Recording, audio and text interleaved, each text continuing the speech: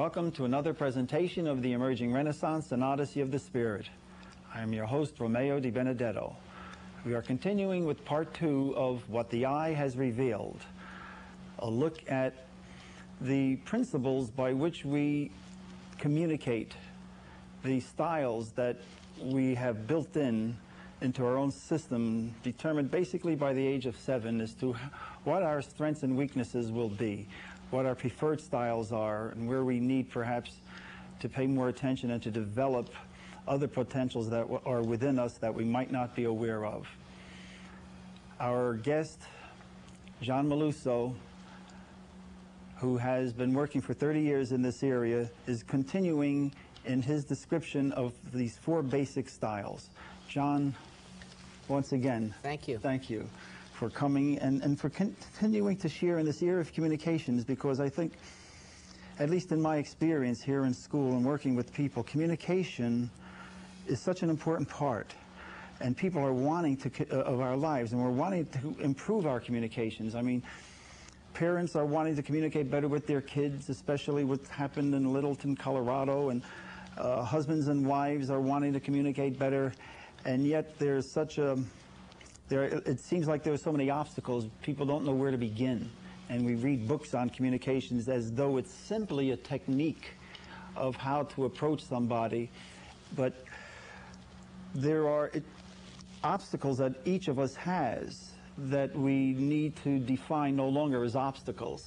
That's very true. You know, John Gray, Dr. John Gray wrote Men Are From Mars, Women Are From Venus, and it's been a very popular book, and it really has caused us to be aware of that there are differences in communication styles. That awareness for millions of people has been helpful.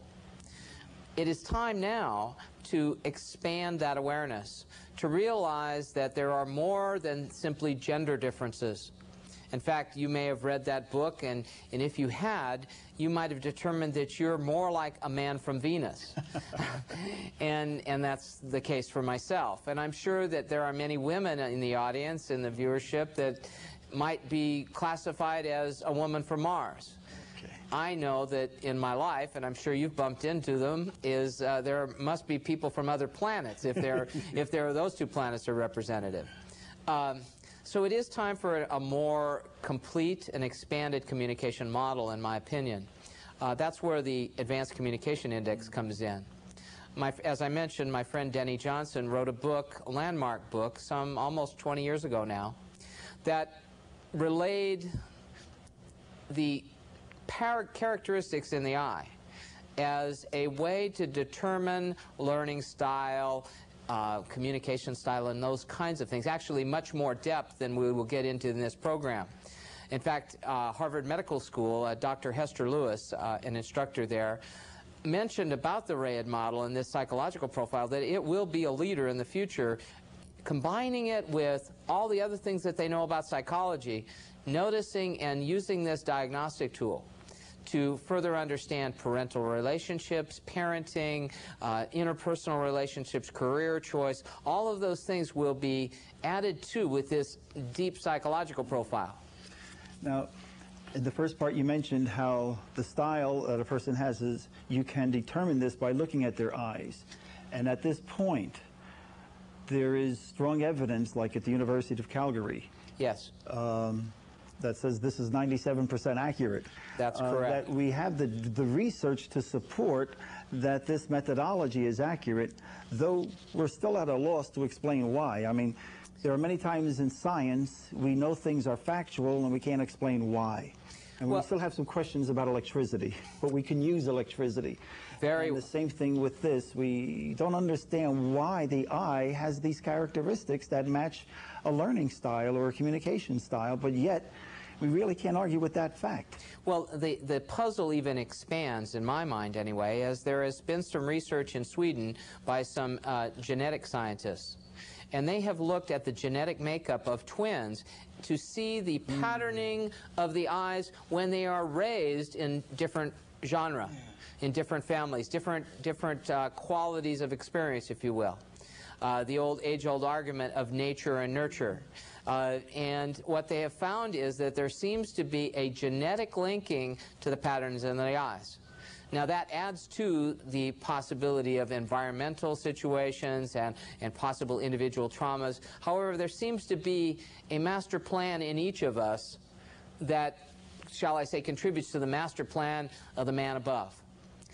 My focus, that's mainly Denny Johnson's focus, and I would encourage you sometime in the future to have him as a guest, because when you go deeper into this model, it just demonstrates the marvelous aspects of the divine in my mind, that there is much more than we will ever consciously understand.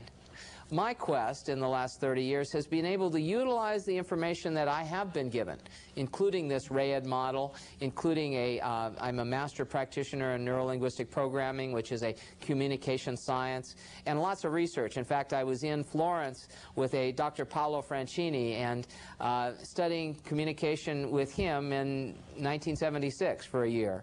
And the information that I received and have sort of come to has certainly revolutionized my communication style and the understanding of myself and how I might expand. One of the things that you mentioned that earlier, just earlier in the opening, was strengths and weaknesses. One of the things that I know for sure is that all of us have our strengths. Now, if we automatically feel that we have some weaknesses rather than opportunities to learn, then we might judge ourselves and feel a little bit less about who we are.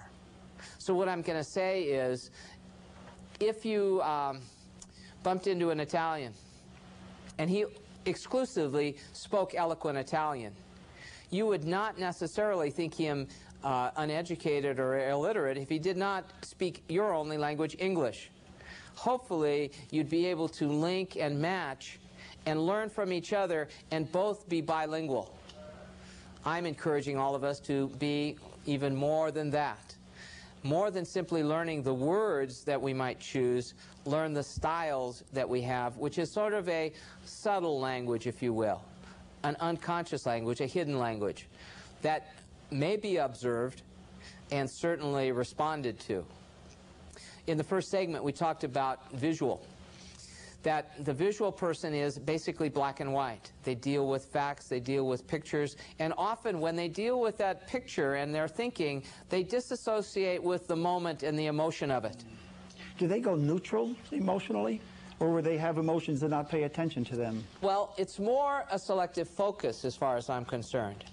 For example, if you're looking at me, you're completely disassociated from what's behind you. And likewise for myself.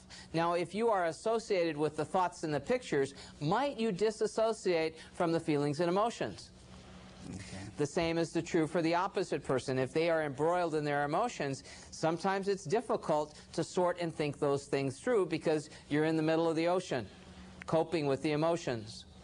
So the challenge is to learn how to do both of those styles differently. And there are ways to shift behaviors to do that. The styles we had yet to mention, or sort of mentioned briefly, was the kinesthetic style, which is demonstrated, and I'll show the camera, and we'll put that up for people, that this kinesthetic style is one that is physically sensitive in their whole body. That they feel things in their left leg and their right shoulder and their left shoulder. They're very aware of their physical body. We used a metaphor of being on a river last time, where the visual person